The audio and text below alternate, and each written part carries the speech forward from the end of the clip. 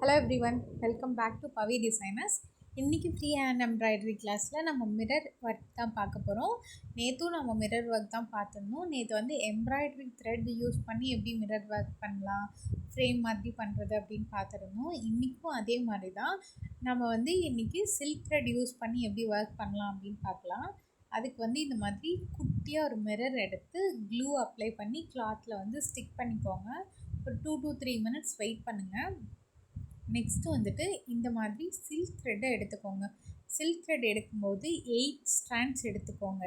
8 எடுத்தீங்க அப்படின்னா தான் உங்களுக்கு இந்த அளவுக்கு மொத்தம் கிடைக்கும். அதனால 8 எடுத்துக்கோங்க. 4 எடுத்துட்டு அதை நீடில் கோர்க்கும்போது வாட்டி இந்த மாதிரி 4 பக்கமும் ஒரு லாங் ஸ்டிச் மாதிரி போட்டுக்கோங்க.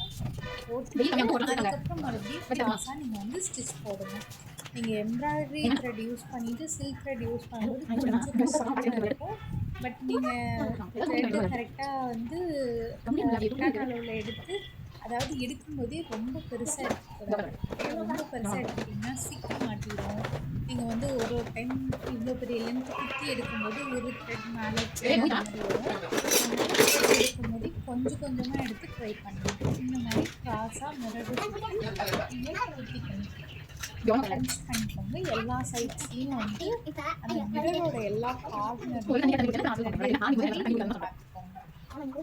இருக்கணும். இப்போ நம்ம நெக்ஸ்ட் என்ன பண்ணோம் அப்படின்னா, இந்த மாதிரி ஒரு இடத்துலேருந்து நீடில் வெளியில் எடுத்துட்டு இந்த இந்த த்ரெட் நம்ம போட்டிருக்கோம் இல்லைங்களா, அந்த த்ரெட்டுக்குள்ளே நீடில் விட்டு நம்ம வெளியில் எடுக்கணும். இதே தான் நம்ம ரிப்பீட் பண்ணுறோம். நீடில் வந்து ஃபஸ்ட்டு அந்த த்ரெட்டுக்குள்ளே விட்டுறோம். விட்டு எடுக்கும்போது இந்த மாதிரி இருக்கும். சில்க் த்ரெட்டில் நீங்கள் எம்ப்ராய்டரி த்ரெட்டில் போடும்போதெல்லாம் உங்களுக்கு நூல் வந்து சிக்க மாட்டாது. ஒரு நூல் மேலே கீழே அந்த மாதிரி வராது, பர்ஃபெக்டாக வரும். பட் நீங்கள் சில்க் த்ரெட் யூஸ் பண்ணி பண்ணும்போது நீங்கள் பிகினராக இருக்கீங்க அப்படின்னா கண்டிப்பாக நீங்கள் நூல் குட்டியாக எடுத்துக்கோங்க. உங்களுக்கு 1-2 நூல் வந்து மேலே கீழே எக்ஸஸாக இருக்க மாதிரி இருக்கும். அந்த டைம்லலாம் கரெக்டாக நூலை வந்து டைட்டாக பிடிச்சி இழுத்தீங்க அப்படின்னா உங்களுக்கு எல்லா நூலுமே ஈவனாக வந்துடும். நீங்கள் ப்ராக்டிஸ் பண்ணிகிட்டே இருந்தீங்கன்னா கண்டிப்பாக உங்களுக்கு வந்துடும். இந்த மாதிரி நம்மளுக்கு மிரரை சுற்றி ஒரு ஃப்ரேம் மாதிரி கிடச்சிருச்சு. இப்போ வந்து இதில் நம்ம ஒரு ஸ்டிச் போட போகிறோம். எம்ப்ராய்டரி ஸ்டிச்சஸில் இந்த ஸ்டிச் பேர் வந்து லேசி டெய்ஸி ஸ்டிச்சுன்னு சொல்லுவாங்க. அதை தான் நம்ம இப்போ இதில் போட போகிறோம். மிரரை சுற்றி இந்த மாதிரி நம்ம இந்த ஸ்டிச்சஸ் எல்லாமே வந்து நம்மளோட ப்ளவுஸில் ப்ளஸ் சல்வார்ஸில் இந்த மாதிரிலாம் யூஸ் பண்ணிக்கலாம். நிறைய சல்வார்ஸ்லலாம் இந்த மாதிரி ஸ்டிச்சஸ் யூஸ் பண்ணால் ரொம்ப யூனிக்காக அழகாக இருக்கும். நீங்கள் வந்து உங்களோட ப்ளவுஸ்லேயும் இந்த ஸ்டிச்சை யூஸ் பண்ணலாம். ஏன்னா நம்ம சில்க் த்ரெட் வச்சு தான் போட்டிருக்கோம். நீங்கள் சில்க் த்ரெட் வச்சும் போடலாம், எம்ப்ராய்டரி த்ரெட் வச்சும் போடலாம். ஃபஸ்ட்டு வந்து இந்த மாதிரி ஒரு இடத்துல லேசி டைசி ஸ்டிச் வந்து போட்டு எடுத்துக்கோங்க. எப்படி அப்படின்னா, ஃபஸ்ட்டு நான் நீடில் வந்து ஒரு இடத்துலேருந்து இந்த மாதிரி வெளியில் எடுத்துக்கிறோம்.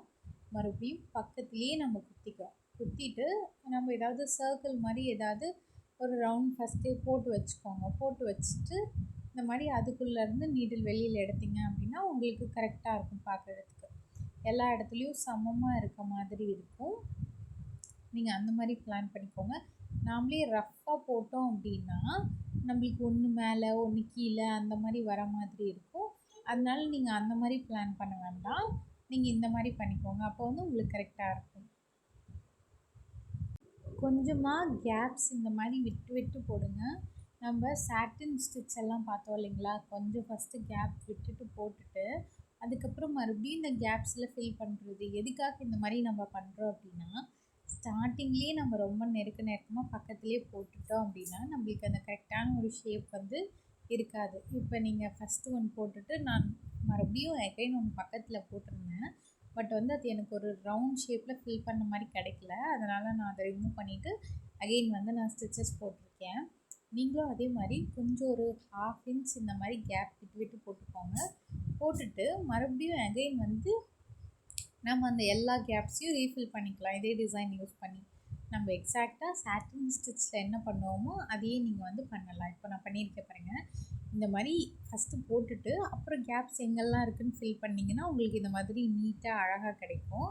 இந்த டிசைன்ஸ் எல்லாத்தையுமே வந்து நம்மளோட ப்ளவுஸில் கண்டிப்பாக யூஸ் பண்ணலாம். சல்வார்ஸ்லேயும் யூஸ் பண்ணலாம்.